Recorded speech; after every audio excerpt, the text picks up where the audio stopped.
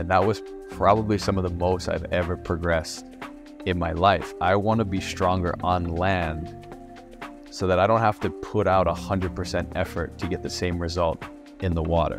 This is the biggest wave I've ever paddled into, and I'm pulling into this thing. Welcome to the Basis Surf Podcast. We have Nakoa Decoite with us today. Very honored to have him in the house. He's a professional big wave surfer, used to be part of that whole Jaws paddle and movement, so really pushed the boundaries in that regard. We're going to be diving into a lot of interesting stuff in coming up as a surfer, how he learned to improve and progress at such a fast rate, shreds in big waves, shreds in small waves, and also has a keen kind of interest in sports psychology and how that really helped him improve, and also fitness. So it's going to be really interesting topics that I think are going to be relevant to a lot of people. So first of all, just thanks for joining Nakoa, and just really excited to get into this with you. Yeah, man. Appreciate you having me on, and hope I can give out some information that the people will take home. Cool. Yeah. And I should mention Nakoa is the first person I've interviewed that has a bona fide 8-pack. Actually, maybe Lenny has one, but Nakoa has a straight up 8-pack. So yeah. We're gonna need to get your tips on how to get an 8-pack. I definitely need to work on my 1-pack. I got you. All right, sick. Okay, so why don't we actually just start off with kind of how you got into surfing in the first place? Did you come from a family of surfers? Is this something that you came to yourself? What was that? How did that all happen? Oh man. Yeah, so you're on the islands, right? I'm from Maui. You're surrounded by the ocean. Family, big on fishing and surfing, but nobody really competed, anything like that. Actually, my family's, they're Paniolos, cowboys. So that I grew up more on horses than I did in the water. But, everyone's always at the beach. So I used to bodyboard quite a bit. That's a dark secret that I don't let out too often. But that's where it started. I actually didn't start surfing until I was 15. Wow. But you develop so much wave knowledge and ocean knowledge just being in the water, right? So we would spend hours and hours and hours messing around in the waves. We had bodyboards, we'd body surf, skimming, all that stuff. Crossed over into the surf world fairly easy. So it's not like I picked up a surfboard at 15 and had no idea what I was doing in the ocean. I just didn't understand this is pumping and these are surf turns. So that gave me an advantage for when I finally did start surfing at 15. So your wave knowledge must have been just really good. And body surfers are constantly getting barreled, so I'm sure that's going to help you get barreled at Jaws or whatever, right? So funny. You know what converted me? Well, besides one friend telling me that once you start surfing, you're not going to bodyboard anymore, and I was like, "There's no way. I love this." I actually got a closeout barrel surfing, and I wasn't in the water. I was standing in completely dry as I pulled into the barrel. I was like, "That's it. I quit bodyboarding. Never going back." It was such a different feeling that I'm like, I'm in. Whatever this was, that felt way better. Bodyboarders is fun. It's good, but get barreled standing up is a completely different ball game. Right. You kind of feel more isolated, and it feels a little more magical. It's weird being surrounded by that element and not being touched by it. Because bodyboarding, you're in the water, like your legs are dragging, right? Like you're usually your arms planted on that rail, and like you're catching a lot of the wave on you. So it's still really cool and fun, but having the whole thing surround me, I wanted to stop time and look around and touch stuff. Like I'm in. Let's do more of this. Yeah, that memory of my first barrel. I mean, most people just. That's eternally locked into your brain, right? It's amazing. Yeah. Didn't even make it out. Just got closed out. I was like, I don't care. This is a blast. That was it.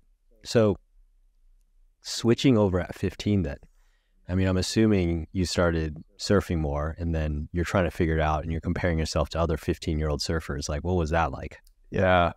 Well, by that age, kids are already pro, especially in Hawaii. My God, the talent pool is insane. So My friend group, especially my friend Keiki, he was a skater. I had skated. Then I was bodyboarding. He surfed, and a couple of our friends were already surfing, and they were really, really good. So I was so far behind the curve. But like I said, once I got that closeout barrel, I was like, and I skate. I might as well cross over.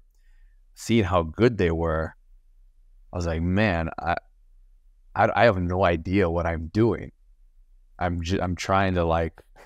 I'm seeing what they're doing, and it just nothing makes sense. The wave knowledge makes sense, but the maneuvers they're doing were just so far beyond me. And I'd ask them questions, and if you're asking teenagers how they're doing stuff, like, I don't know. You just do it. Right. Don't be a kook.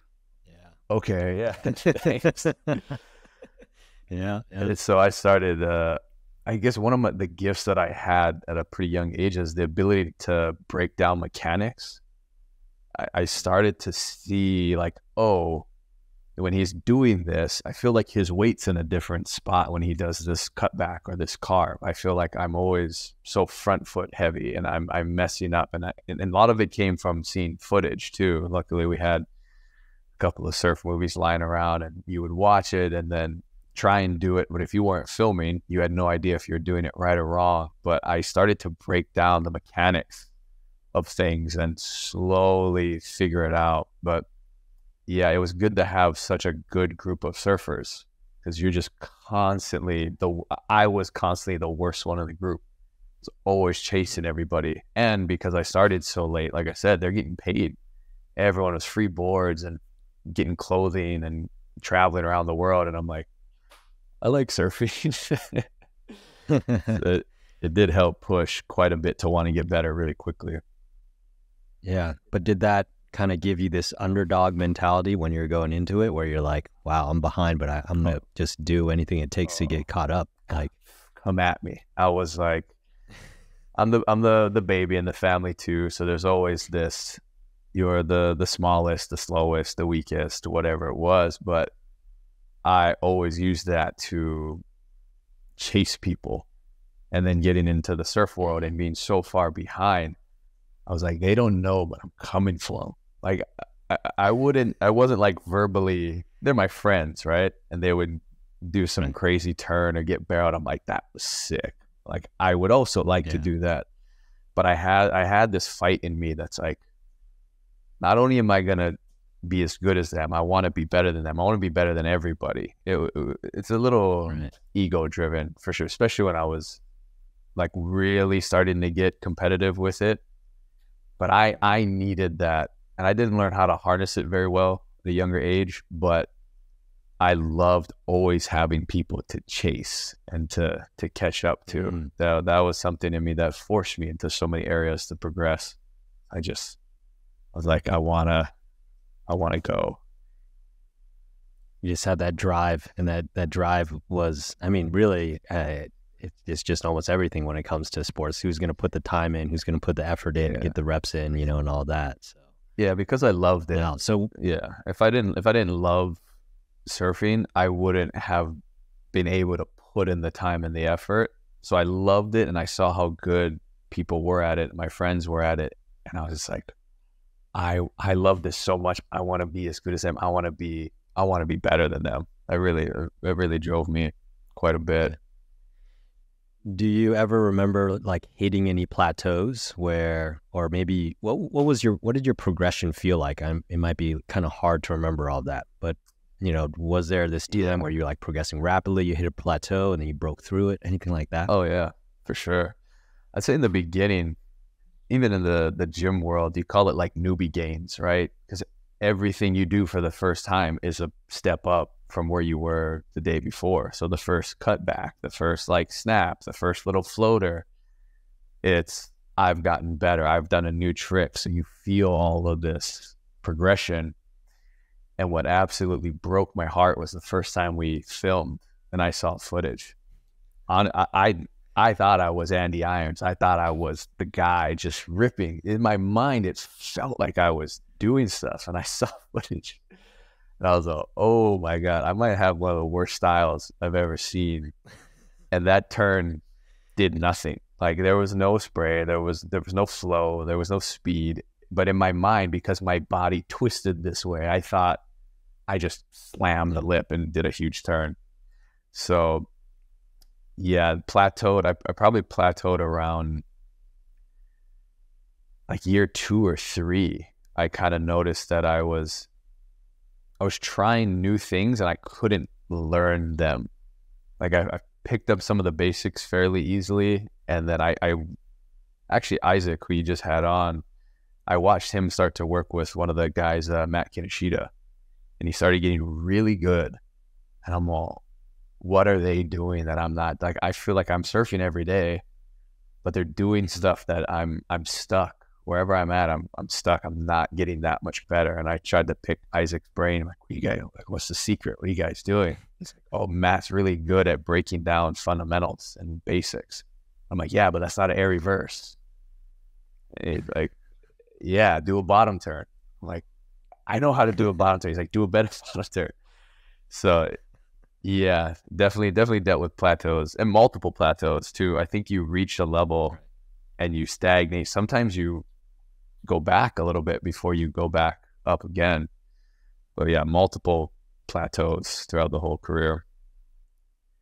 Do you ever remember any piece of advice that really helped you break through that plateau, or anything that you realized by studying the mechanics that really allowed you to like take it to the next level? Yeah, bend your knees.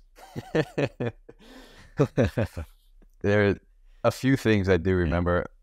Again, a lot of it does revert back to basic fundamentals of like weight distribution. I think a lot of times we'll develop bad habits, or it'll work on a certain day. Like the waves might be bigger, have more punch, more speed, and you get away with you can get away with more mistakes, I think, when the waves are good. And if you got speed, it helps a lot. When the waves are small and crappy, and you make your foot's a little too close to the rail, it digs the rail. Like you're just a little bit off, you lose speed, and then you can't even finish the wave. So little tweaks of, on smaller days, I would get too front foot heavy, and I would dig my front rail or my inside rail a ton on like cutbacks or carves.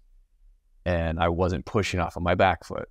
Really weird things like that. And I wouldn't get low. I wouldn't compress and be able to drive off of my rail a lot of times in smaller waves. And I didn't know. I had no idea. So I just thought like, I'm not a small wave guy. I can't do this. I can't do that. I need good waves to pull these things off. But then watching the footage and then being curious and trying to look at the mechanics. And then when somebody would tell me, oh, your weight's too far on your front foot, I tried it, clicked right away. I was like, that makes so much sense. Like that's where if I can't figure out the mechanics and somebody can point it out, a lot of times I would understand what they were talking about. And I think that's what would help me make these leaps in progression. Because you try it, right? Yeah. Put your weight, your back foot. Right. Okay, let me try it. Oh shoot, yeah, I do feel a little bit better. Bend your knees a little bit more so you can compress. Okay, I thought I saw the footage, not just stink bugging it up. Let me try and bend the knees a little bit. It's like, oh wow, okay. And then it would just lock you in. Yeah.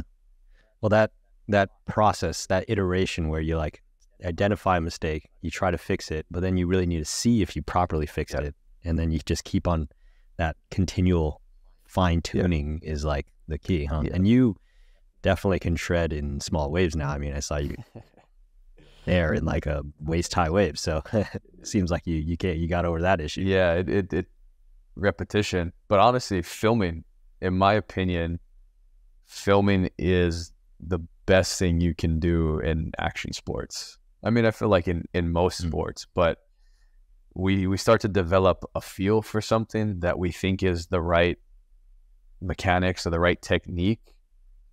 And if you don't see it, you don't really know. You kind of, sort of, and I know for me, I developed a lot of bad habits. I was like, I thought that this was the right way to do this turn, or this was the right mechanics to have my body position in. And then I would watch the footage and go, it works, but it's not it. like you see when somebody has it really dialed in, like the turn just looks, even if it's a crazy section, like it just looks good. Like they'll have control over it. Even if the leg comes off, they reel it back in like nothing had ever happened. And I'm like, man, I don't have that like fine tuneness and that control in a lot of the things that I thought I was doing so well. So footage, and then trying it. So actually me, Isaac, a bunch of us, we would take turns while you get 10 waves. You go out, you catch 10 waves, you come in, and we switch. And we'd switch filming. And we'd do that. It would be the crappiest days ever. And that was probably some of the most I've ever progressed in my life. Hey everyone, it's Van. Hopefully you've been enjoying the podcast. Hopefully you've been listening to some good stories, getting some good tips that are helping you improve as a surfer. If so, make sure to subscribe to the podcast, leave us a review. It'll only take you literally a few seconds, and share it with your friends. That's the best way you can support me so I can continue to create awesome new content for you. So thanks. In life, because you would watch a few of your clips, right? Like not all 10 waves had anything to show. Sometimes you get dropped in on or you fall on the first turn, but you would see the turns that you would try and then go back out, do it as you're getting filmed again. So now you have a test and a retest. So watching that the second, third, fourth time that you come in, you're like, oh, okay, like now round 5, I'm finally understanding it. And we got pretty good at going out and focusing on one or two things in those sessions.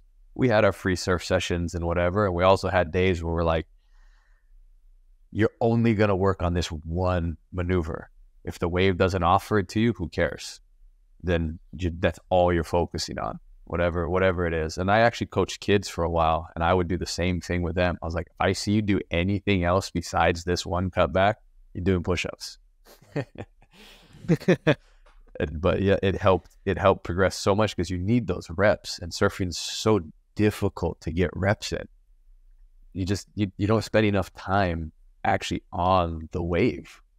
You don't. And that's so smart though, how quickly you get the feedback the way you're doing it, right? And I think most people struggle because they're like, well, I don't have a filmer. I don't have money to pay somebody. Right. But if you just get a buddy and you do that, that's perfect. That's all you need. Yeah, you need a sparring partner or like a group, because like, and even the clips that we were getting, we weren't trying to put together sponsor me videos or video parts or anything, and this was all pre-social media, right? So we were just trying to get better. We just wanted to see what was going on. And crappy camera, like the worst tripod, super shaky footage, but we were trying to see what we were doing, and that feedback was one of the best things we ever did. And nowadays, like, you can film whatever you want on your phone. Like they got lenses for them. Like now I think why the kids are getting so good at such a young age is, one, the exposure to so much surf footage, but also their ability to capture it on their own, instant feedback. And they have GoPros, so you're getting POV angles, you get water angles, you get shoreline angles. They're getting so much more information than we were back in the day, that the level is just skyrocketing right now. Yeah, it is pretty nuts. It's super nuts. Well, so that sounds like a real big key to your progression. And then you also mentioned that, focusing on kind of your psychology. Well, when did that come? Was that something that you were always interested in, when you were younger, or is this something that came later? How did that all mix into things? No, that was way later. I wasn't really introduced to it. I do remember the first book I got. It was from my friend Keiki. He's a jiu-jitsu black belt now, but at the time he was just obsessed with jiu-jitsu, and you run into a lot of guys that are into philosophy in the martial arts world. And he's like, hey man, have you ever heard of sports psychology? I'm like, I've heard of it. I don't really, is it like normal psychology or what? He's like, yeah, but it's really geared towards improving and it's athletics. And I was like, no, but it sounds interesting. So the book was, it's Coach John Wooden. He was the UCLA basketball coach, like one of the winningest basketball coaches of all time. And his book is called The Pyramid of Success. And he kind of breaks down the structure of how he coached his athletes. And reading that book and being a surfer, a little different because the basketball gym has so much structure, right? The rim's not moving. The court is not moving. The players are moving. The ball is moving. Those are the variables that you're dealing with. You're not dealing with you, the variable, your board, the variable, the people around you, the ocean, the wind, the current. There's so much out of your control, but there was a lot of mental things that I took from it. And one of the biggest things I think was visualization. And that, like, everyone's had those days where they just suck, right? Like, you can't do a turn to save your life. You're getting burned on every wave. And you start to snowball effect, like, these negative thoughts. And I didn't even realize that it was messing with my performance. And I would punch boards and, like, I would get mad. I wasn't, like, real hot-headed towards people in the lineup a lot of times, but when you're not surfing well and you care so much about it, you just getting mad. And part of it was like, well, now visualize you doing well. And how do you feel when it's one of those days where you can't miss? You're on the magic board and every turn is clicking. Get into that headspace. Sometimes I would go into shore and just watch waves, like waves that people weren't on or waves that people were on. And I started to visualize how I would approach that wave. I would kind of edit the person off the wave, unless they were surfing really well and I saw something that I wanted to take. But I started to visualize those, like just surfing really, really well all the time and getting rid of the negative, like, snowball effect. And that was a huge, huge, huge thing for me, because when you get mad, you tense, right? And you're trying to, like, sometimes it works. Like, man, there's been a few turns I've done where I was pissed and okay. But if we look at percentages, most of the time you're tense and too aggressive and you're not really in the flow of things. You're not going to perform your best. And that book opened up a lot of mental practices and ideas that I had never, ever thought of before. And that just opened up this whole gateway of sports psychology. I was like, okay, this is just one book from one guy that plays basketball. Like, let me see what else is out there. Yeah. Well, I think everybody can relate to having that crappy session, and most people just get stuck in that crappy session, Yeah. Like, it's so hard to reset. It is really hard to reset. I think I'm going to have to try that one. Sometimes I would go in too, because it's just, you need like a reset sometimes. Not every time, especially if you're in a heat. I don't know how many people are like competitive surfers out there these days, but it's like free surfing, and you're supposed to be out there because you want to have fun. Like, surfing is a really fun thing for me, but I'm competitive, so I wanted to perform. And when the performance isn't there, I would start to get mad. And then sometimes the madder I got, the worse the performance got. And then the whole session and the whole reason why I was even out there in the first place is ruined. And I would go in, if I could catch myself, like, you need a reset, paddle in, watch a few waves, breathe it out. Now, what do you want to do on this wave? Watch it. I'd be like, I'd click 3 turns to the beach on that one for sure. I'm like, how'd it feel?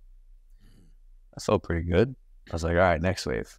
And because you're on the shoreline watching this, your wave count goes to 1,000, right? Every wave that comes in is your wave. And I actually use that with the kids quite a bit, because you just do not spend enough time physically on the wave. You can surf for 3 hours. You are sitting and paddling for 2 hours and 55 minutes. You might spend 5 minutes total on a wave in a 3-hour session, maybe, depending on where you're surfing. But that's not enough time to progress. And if you're having a bad session, you're mad, like, it's almost a complete wash unless you can go reset and go mind surf a little bit, in my opinion. Totally. It's interesting. I almost feel like part of the reason why progression has gotten so good is good and bad, but it's So back in the day, everybody had surf films and you'd watch like the whole video. But like with Instagram, there's just all this new content and it's always short clips. It might even just be one turn. And I feel like all the grounds are just like watching that one turn like 100 times and they're just visualizing themselves just do that turn. I mean, that's what I do, you know, when I'm trying to work on stuff. Yeah. And that visualization process is so key. It's interesting using that as a reset. So I like that. Was there anything else that really helped you? Anything else that you still do, even outside of a competition setting and just more kind of in a free surf setting that's been really powerful for you? Yeah, like a lot of that stuff that we were talking about, it was so geared towards progress, right? And getting better. Now that I'm not competing and getting paid anymore, my relationship with surfing has changed a lot. Now, and I think it always, I don't know if you saw Dorian's interview with Joe Rogan. He talks about surfing being an art form more than it is a sport. And I'm in that camp 100% now. At one point in time, I was like, no way, like this is a sport. But the more that I thought about it, it's so open to judgment, right? Like if you watch something like the US Open at Huntington, and every now and then somebody gets barreled off the pier. They'll find a little left wedge or something, get barreled, come out, they give them a 9. Then somebody does 3 turns, Huntington hops to the inside section, hits the section, they get an 8. I was like, the guy that did the 3 turns, in my opinion, that was harder to do, but the wave quality was better with the other person. But now you have to judge it, right? You have to judge the quality of the wave that the person was fortunate enough to get versus somebody who actually performed better for what they were given. And that started to, like, that idea started to pull me away from the competition sport mindset so much and being like, well, how do I want to express myself on this wave? Like, maybe I don't have to do 3 to the beach. Maybe I can just chill for the first like half of the wave and set something on the inside. Maybe I can draw different lines just because I haven't drawn, longer lines in a long time. I don't need to stay in the pocket and just go top to bottom the whole time. And that became more philosophy than psychology. It kind of opened up another little branch of the mindset. And I actually started having more fun. I do have a lot of fun progressing and growing, but once I stopped competing, it became this new way of growing in a less high performance way. I guess it's a little spiritual in a sense, where your personality kind of comes out on a wave, like the way that you approach it. And you'll see the soul archers, you'll see the people just real aggressive, which is kind of me. Like I get a little aggressive on waves, but you see the personalities come out. And it actually, it became really fun just to express on the face of the wave. That's the canvas, the boards, the paintbrush, and you're just guiding it through and doing these things. Yeah. I think that is such an interesting, I think it is such an interesting topic. I mean, I feel like surfing is a little bit of both, obviously, but even if we go with your view and Shane Dorian's view, which I agree with, by the way, that surfing is pure, it is a form of art. It is a form of expression.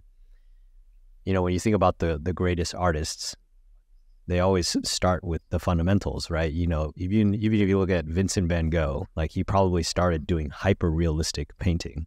And it was only after like years, decades of being like probably a classic painter, he had mastered those fundamentals, and then he had the skill to now then, okay, you know what? I'm going to break these rules. I'm going to do it in a different way. Yeah. And I think with surfing, you probably need to do that as well. You need to master those fundamentals. You need to know how to do a proper cutback and a bottom turn and all that. But then once you got that, that's when you can start adding your flair into it. Yeah. Right? Would you agree with that, or how do you think about it? Yeah, 100%. Because good luck expressing anything on a wave or a canvas if you don't understand the tools that you're using, right? Like, you got to have a base, but also if you have a mastery of the basics, you no longer think about them. It all becomes about expressing. You're not thinking about where's my weight or what type of fin should I use for the day. Like it just, a lot of things become second nature. A lot of stuff is like Bruce Lee. He's like, don't think, feel. And a lot of that actually resonated with me in the water. So it's like, yeah, man, when you overthink sometimes, which you need to in the beginning, right? When you're trying to master the fundamentals, but once you don't have to think about the bottom turn and you're just reading the wave and you go there, and then the turn just happens. And I think, circling way back to when I was asking my friends in high school, how do you do that? They'd been surfing their entire lives and they're like, never really thought of it. Second nature. Like, you know what? Now as an adult, I was like, that makes sense. They've spent so much time building these fundamentals, even though it wasn't practice and repetition and breaking down techniques. I was like, they naturally just did it. And over these years, now they don't even think. They just react to what the wave is giving them, and they're expressing what they want to do. You have the power surfers, you have the hipster soul archer guys, you have like the real aggressive, they want to do some turns, you have the air guys. Like these are all people expressing themselves differently on the waves. It's cool. It's cool seeing the personalities match up with the surf styles. Yeah, totally. And that is the highest level of surfing. I feel like not everyone is there though. And yeah, what is your advice for people that are trying to get there with their rail surfing? I mean, I know that I think you did an article in Trans World Surf about power surfing. What did you talk about in that article? Oh, you did a deep dive. I like that. Yeah, that article, that's when I was like first really. No, I do remember, because I haven't had very many articles in Trans World Surf. So rest in peace, Trans World Surf. You were one of the good ones. Yeah. It was a lot of it that we talked about was developing power on land, and then how it converted into, rail surfing and power surfing. I think a misconception. We'll talk about technique, but we'll talk about the concept behind strength out of the water and then technique. But the idea is that I want to be stronger on land so that I don't have to put out 100% effort to get the same result in the water. So let's say me and you have the exact same board, the exact same wave, we do the exact same turn, and I produce a little bit more force than you. In the competitive scenario, I would probably push more water and generate more speed. Now, if I'm producing that much more force with less effort, if you're giving 100%, and my 70% produces more than your 100%, I can do that over and over and over and over and not get taxed. If you're going 100% the whole time, technique starts to fall apart a little bit, right? Because you're giving everything you have instead of just being a little more relaxed and not being so, I gotta put everything I have into this turn. And over a long period of time, you save so much more energy being efficient. But you put in the work on land to develop that strength to be efficient in the water. And I don't want to have to do 100% effort. I think a lot of mechanics fall apart when you try too hard to do something, especially power surfing. You push too hard and the fins blow out all the time, or you hold the turn a little too long, and then you might make the turn, but now you get caught behind the section and it doesn't follow through. So when I started training and getting stronger, I was like, oh, wow, I'm putting out less effort and producing more speed and force than I was, 2 years ago. And then when you apply technique to that physical advantage, it's like good luck. Because again, you take two guys that have the exact same technique, right? And somebody's just a little more efficient, a little stronger, a little quicker. They're gaining these small advantages over the next person. Now, if we're just talking about free surfing, expressing yourself, whatever, then I don't think it matters as much. But when it came to like wanting to be competitive, wanting to push more water, wanting to be faster, that I was like, ooh, these are the things that are going to get me to those places. Well, I think even if you are free surfing, you want those things. You want to go faster. You want to get more spray. Yeah. As, you know. So this is, I guess this is how you really got into the fitness side of things, is trying to explore how improving your just pure strength and your fitness is going to translate into the surf. Yeah, because I was so far behind everybody, I started to realize that I need to find areas that I can improve on that people aren't pushing as hard, because it's going to take me years and years and years to catch up to these guys in the water, right? They have too much experience. So where can I gain an advantage? I was like, nobody's training. And once it made sense to me on like how it converts into the water, because it's a lot of hard work. And I feel like surfers train more now, but we're talking back in the day, surfers didn't want to put in any effort. It wasn't cool to put in effort. If you were the guy trying too hard or being too competitive, you were like a loser. So I would train at night in the dark where nobody knew I was building my arsenal to come after them. They didn't know, man. A lot of them didn't know. I was like, I would actually, once we started to get to the big wave stuff, people came around because they didn't want to die.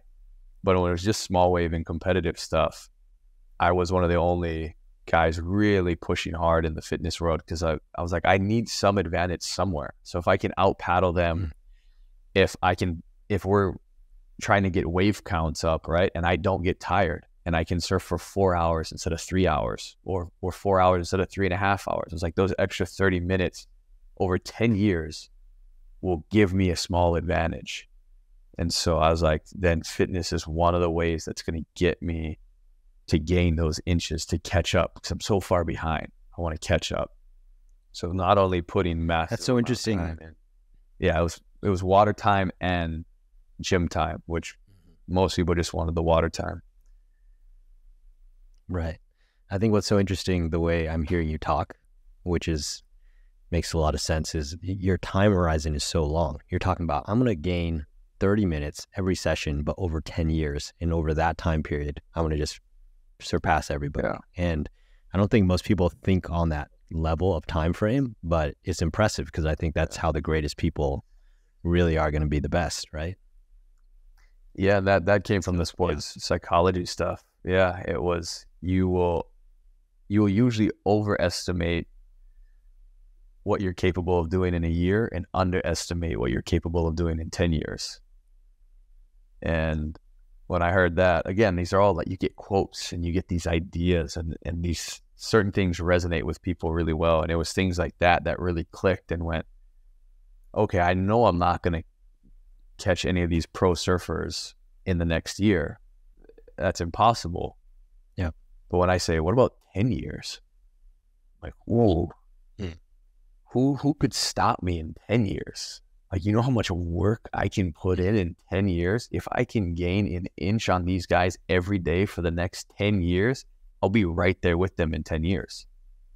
I need the time. That's such a great attitude. That is such a great attitude. I think especially with surfing, because the gains are just so incremental. So but if you just like steady little improvement over time, it's gonna pay off. So what were some of the things that you were training in the gym? Man, I've learned so much. If I could go back, I would do it different. But when I first started training, everything was circuit training. And everything was like, I'm talking balls to the wall. Like, if I wasn't completely exhausted, or if I didn't feel like I just got hit by a truck, I felt like I didn't do enough. So I missed out on a lot of, one, unwinding from what surfing does. Surfing, I mean, there's so much torque and twisting and arching your back, and you get into these really weird positions, especially hips, knees, and ankles. People are hurting all the time.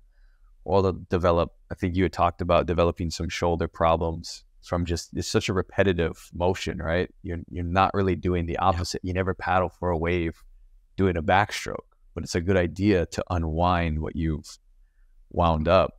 But when I first started training, it was real military, real like martial art style, where you're just grinding. But every circuit was a full body 3 times a week.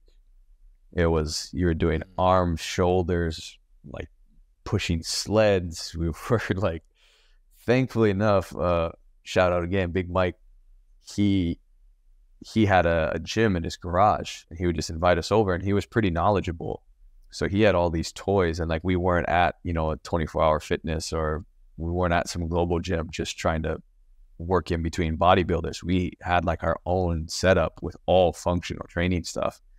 The thing is, it was too much doubling down on whatever the motion was in surfing, we tried to mimic in the gym.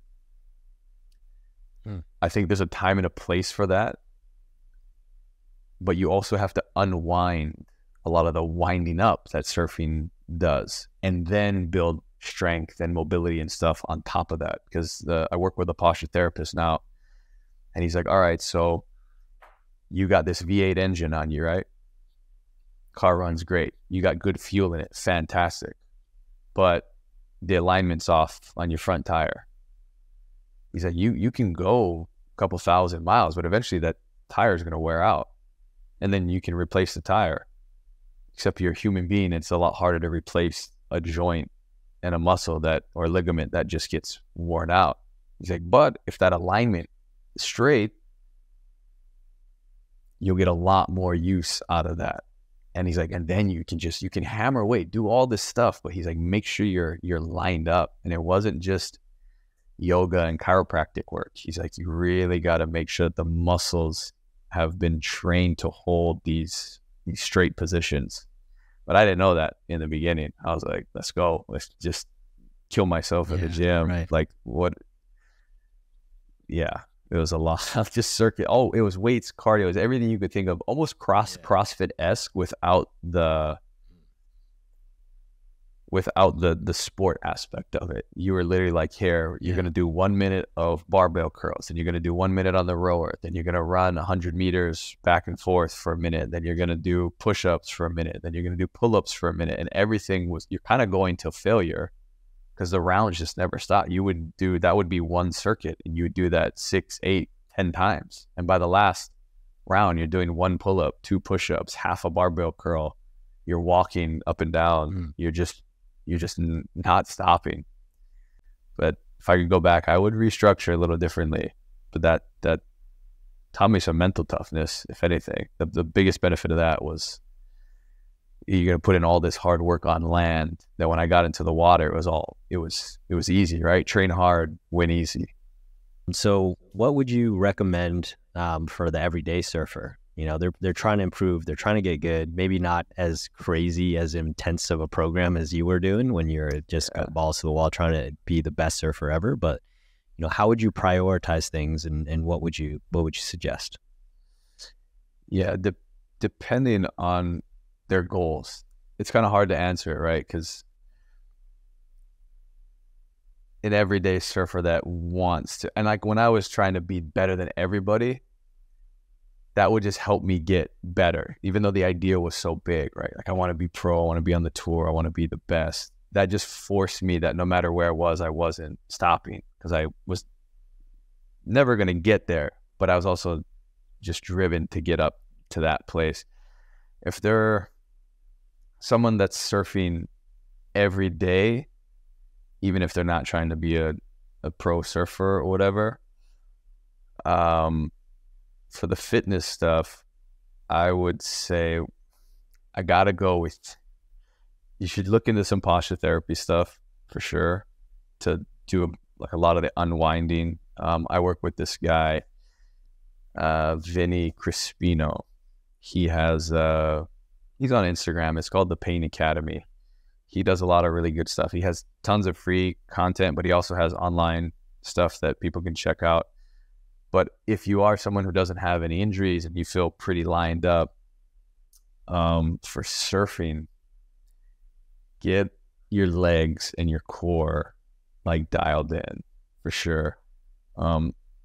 Even now, so I don't surf as much as I used to, but I have more power now than I did. The technique's a little off, but what I do a lot is, one is called the belt squat.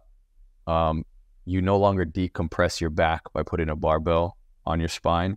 So when you load your back, I'm going to get a lot of hate for this because 99% of the fitness population still uses a barbell.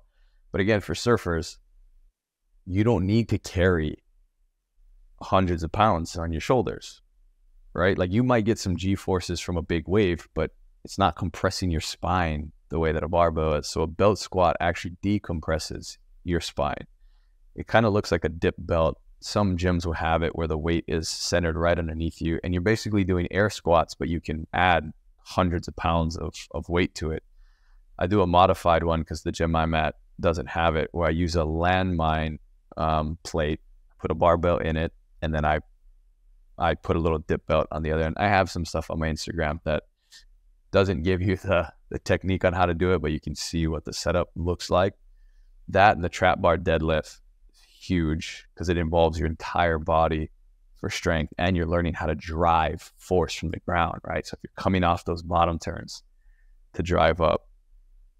I would also do some split squats because it's good to work on stability. So like a Bulgarian split squat is one foot's elevated behind you, and then you're basically doing a lunge, but you're not moving forward.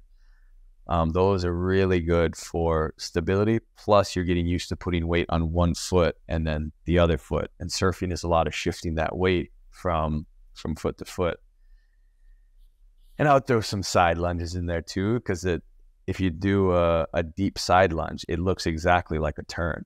Like all your weight will be on the foot that steps out to the side, and you're kind of just kick. You can even throw the hands too if you want it. Just do that. And then core work. Yeah.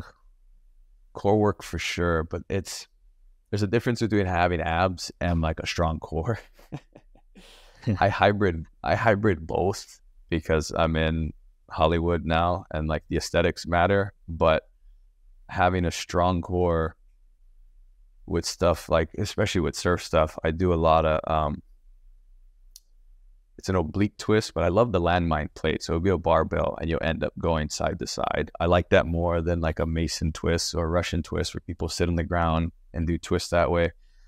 And then I do a cable twist too. And what I like about the cable machine is, so if I'm holding the cable and I rotate out, as it's pulling me back, I'm resisting the machine.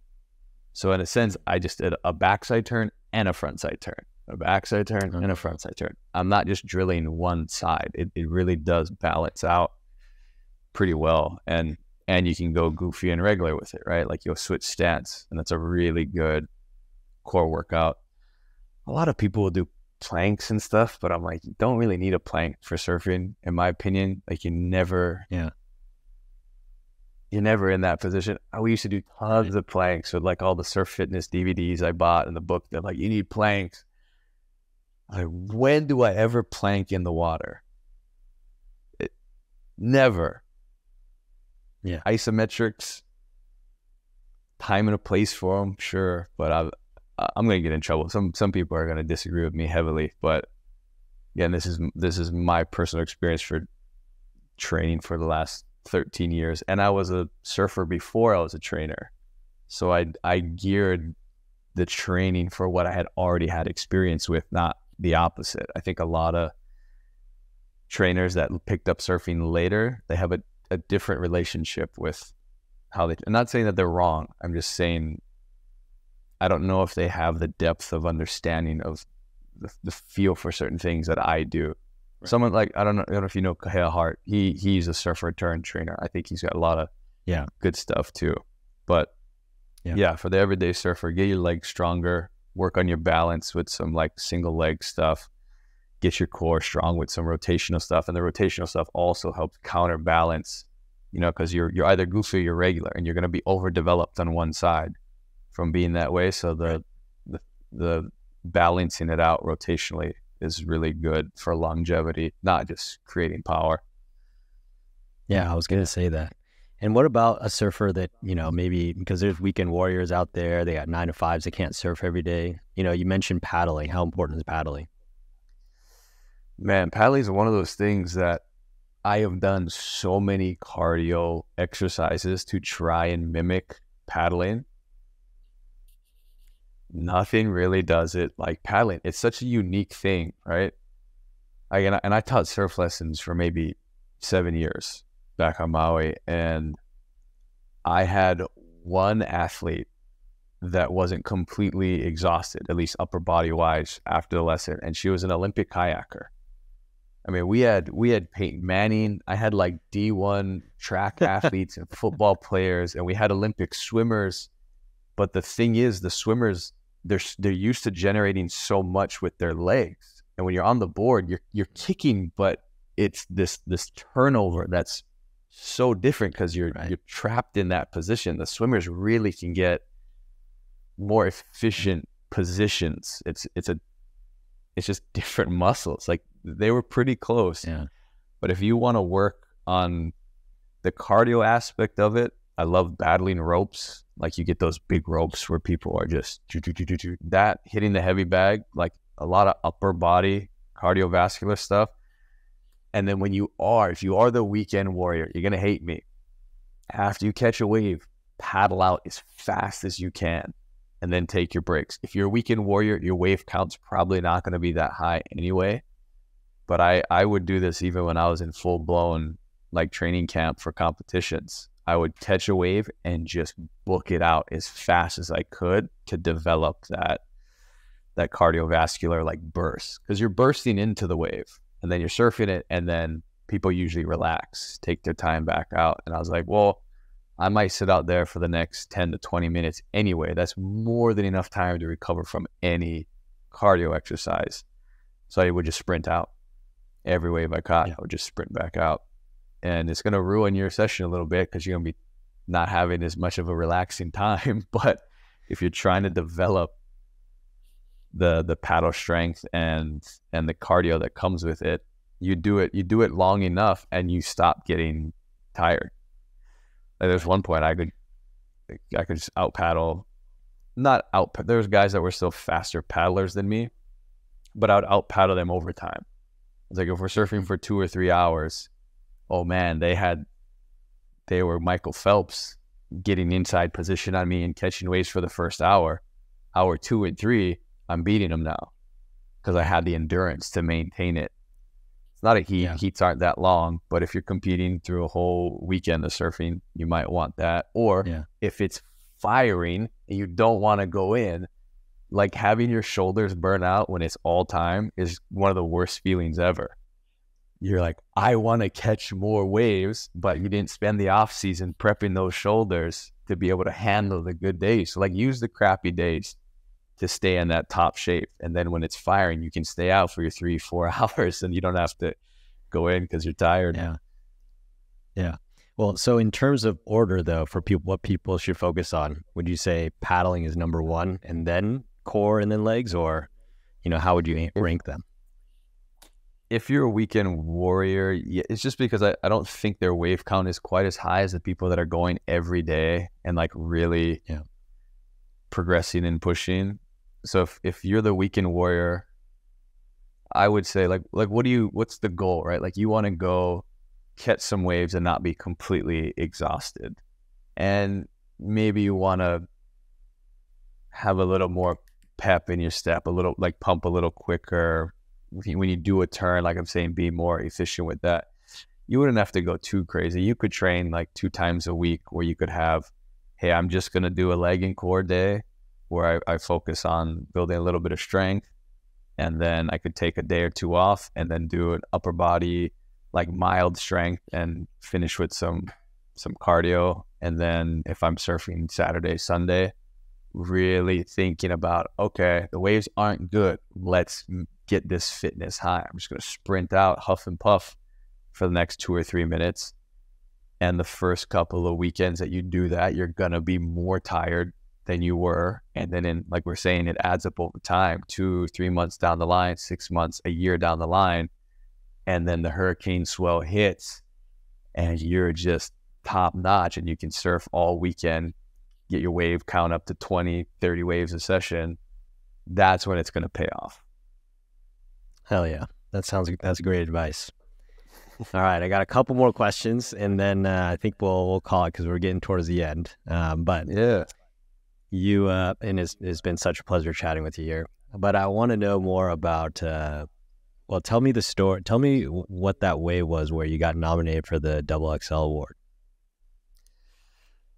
Oh man, get some PTSD going. Actually, this comes back to some sports psychology stuff. That session was huge for me and my career, even though I won't swear, I got my butt handed to me on that wave.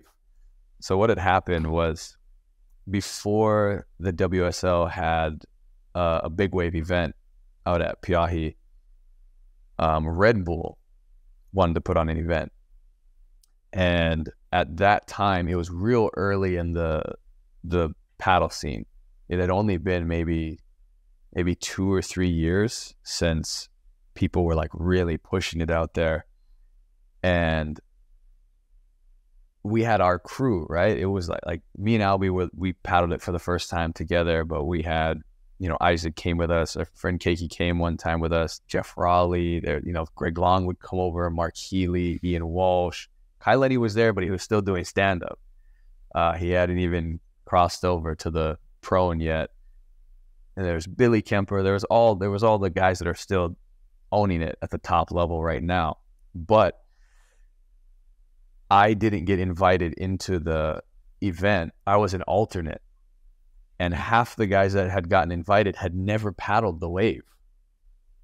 Right? So in my mind, I was upset because I had been one of the standouts there over the last couple of years.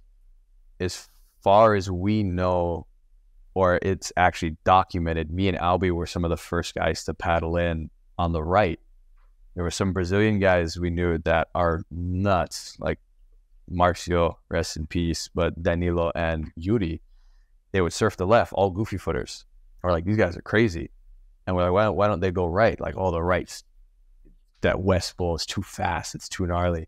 Me and Albee are regular footers. Like, we'll surf the right. And we started doing fairly well out there. Albee got the invite because he's Albee Layer. He's already an established pro surfer. I was kind of nobody, just like the local, like, balls to the wall guy that would send it. I got the alternate thing, and I posted on my Instagram. I put alternate ? And I got I was getting phone calls from reps and friends like, delete that. Like, what are you doing? It's so disrespectful. I'm like, what do you mean? This is my backyard. And I'm a native Hawaiian of this land, of this island. And I'm a standout at this spot that I helped pioneer, quote unquote, at least for paddling the rights. And I'm not getting invited to the party. And the guys that were invited are tapped. They're some of the best big wave surfers in the world. But I was like, they haven't even paddled out here. They have no idea what this lineup is like. How is this possible? So I was pissed. And I got scolded. I'll take it down. You're an alternate. You should be thankful. You're young. Like, you'll be in next year. Like, somebody might drop out. And I'm like, whatever. So that was my attitude. And honestly, I was hurt, and deep down I was hurt. I was like, man, I put in so much time and effort into trying to be the best that I can be. This huge opportunity comes to my backyard and I get like a participation trophy. And actually, I don't even get to participate. I'm kind of a part of it. And so they call the contest on. We did the opening ceremonies first. They called the contest on they had the holding period. They call it on. Everybody flies into town. Swell's massive. It looks like it's going to be clean. The day before, they call it off. And nobody knows why. And everybody's there. The swell is huge and the conditions were clean and it was good. And we still to this day don't know why they called it off, but I was so happy because I was like, now that the circus is in town, I'm going to go prove to all of you that I belong in this contest. It's a place of arrogance, full place of arrogance. I understand completely that I was so ego driven in that moment to go prove to everybody that I belong here. So that was my first wave of the session. I jump off the ski. It was me, Dave Stein, and Coconut Willie, who you should interview. He's a character. But Will Hunt, we went out together, and I marched straight to the peak. And everybody's out because John was invited. Dorian's there. Healy's there. Greg Long is there. Kai Lenny, Albee Layer. Like the whole big wave world is there. Again, this was before the WSO had their event there. And this was Red Bull. Red Bull made it like this massive thing and then called it off. Everybody's still there. And the swell shows up. Like it's game time. These big wave guys, it wasn't about just winning the contest. They were going to be out there regardless if there was a contest or not. But it did create a little different energy to the atmosphere. And I jump off and I just march straight to the peak. I'm like, I'm going on the next wave. I don't care. It's like, I unless it's one of my boys deep, I was like, it's mine. Right. And sure enough, the biggest set of the day, just horizon goes black and everyone starts scratching to get to the shoulder. And I'm like, I'm heading straight to the peak. And actually, Aaron Gold, so I think he still holds the world record for biggest paddling ever, which was out at Piahi. He's so deep. Of course he is, because he's a legitimate psychopath. Love the guy to death. The coolest, nicest, mellowest human being you will ever meet. Complete psycho in the lineup. He's so deep on like a 50-foot face wave. And I see him and I'm like, Aaron, bro, you are too deep and I'm going. It's my day.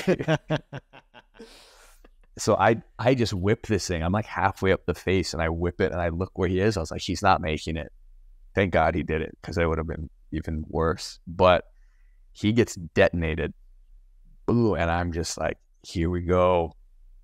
Let go of the rails. And I don't know how many people have experienced waves on that level. And I know you've probably heard about flow state and where things slow down. Almost every single wave out there, time slows down. It's just you're just teetering on that edge of life and death so much that I think your brain can't really process it. So I remember the second that I let go of the rails, everything went slow motion.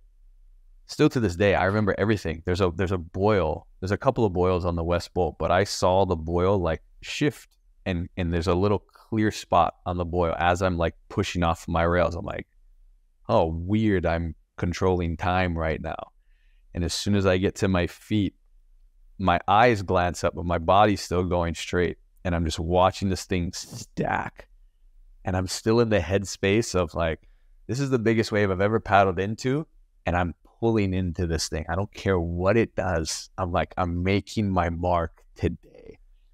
And sure enough, it just starts bending. And you'll see the channel, like you're looking out at like Maui, because the channel and there's some hills on the other side of the West Bowl. So I'm going right and I can see the red rock going into the ocean. And I'm just like watching the entire ocean start to lift up. And I have a chance to straighten out and get away from it. I'm like, not today. And I just pull up into the barrel and I just watch it. It was small at first, which was kind of trippy because it got almondy before it hit the boil on the inside. And I'm just watching the entire ocean just fold over me. And I'm up high. And then it just goes woof, and it expands. And I in my mind, in the way that I remember it, I'm looking up at just a cavern. I'm like, oh, shit. But I'm like, I have the line. I was like, I have the line. Like I said it. in the perfect spot. But then what happened is it hit the inside boil and it like took a breath.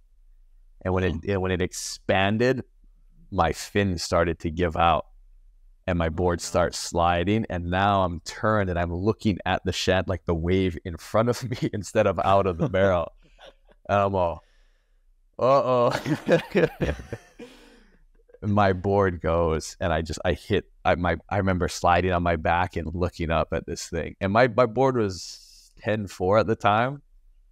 It's not being touched by the barrel. A 10-4 gun still has the lip over it while I'm sliding on my back looking at the heavens just go over me. Oh my God. And then it goes fast again. This was all slow motion until you get picked up. And as soon as it pulled me down and you get like this, it's like dynamite, but it's muffled, right? Because you're in the water, you just and it feels like you're getting hit by, man, if you could crash a car into a waterfall, that's like the violent nature of it, right? Like you can't control your limbs, you're getting whiplash, you're just getting tossed around, but the punishment of how heavy the water is, and this is one thing a lot of people don't think about or experience, is you're instantly so deep underwater that you have to pop your ears because of the atmospheric pressure, right? Like if you're free diving and you're going down, you feel pressure, you got to pop your ears. But now it's 50 feet of water instantly goes over you, so it's instantly that much amount of pressure. Why you're just getting rocked to the left and right, and you can't breathe, It sounds awful.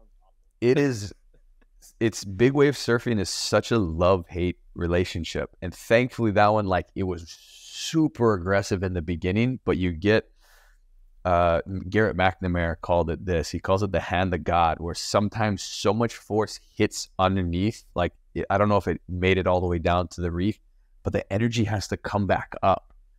So you're just getting lit up, and then all of a sudden something just starts, you get in the right spot where something just starts lifting you up, and you're getting caught in the cycle of the wave that's hitting down, but the energy has nowhere to go. I started getting blasted up towards the surface fairly quickly. So I wasn't down that long, but how violent it was in the beginning, I was, this is it. I was like, you wanted it. You said it. Here you go, kid. And and then I saw the footage and I was that might be one of the worst wipeouts I've ever had. but also the biggest wave I ever paddled into and the best shot I ever had of my life, because before it clamped on me, I'm standing in a cavern, just like that feeling, that vision I had of looking at the cliffs out of the barrel, seeing the jet skis go up the face of it, and then to get the shot, and I have the video of it and survived. Yeah. It's just, I will never, I'm glad it's so well documented, because I get to relive it, even though it was one of the scariest moments. It was also, the closer I've been to death, the more I felt alive. And it was one of those moments where so many good things happened and so much bad happened all in such a short amount of time that it was, just imprinted forever in my mind. That's the one that was nominated because that was the biggest swell of that year. Everybody was there. And I actually made a barrel later that was my first wave. And because I handled it fairly well, and everyone in the channel was like, "Oh!" I was like, "Where's the next one?" It's like I caught 3 waves that day, which is a good day. If you catch 1 wave out there, you had a good day. You catch 2 waves, you had a great day. You catch 3, it was like one of your best sessions you've ever had, just because they're so hard to catch. And I made 2 out of, and with that crowd, well, good thing they were good big wave surfers. They didn't really know the lineup yet, so I kind of knew where I could play. But on the last wave I had that day, it was a smaller one, but fully got barreled and came out. And then that solidified that got me sponsors, that got me a lot of exposure from that swell. It did what I wanted it to do. I went to go prove something, and it Right. it worked. It was arrogant, and I almost died, but accomplished. That sounds sick story. All right. Oh yeah, I'm sure you're a busy guy. I don't want to take up more of your time, but thanks again for everything. Hey everyone, it's Van. Hopefully you've been enjoying the podcast. Hopefully you've been listening to some good stories, getting some good tips that are helping you improve as a surfer. If so, make sure to subscribe to the podcast, leave us a review. It'll only take you literally a few seconds, and share it with your friends. That's the best way you can support me so I can continue to create awesome new content for you. So thanks.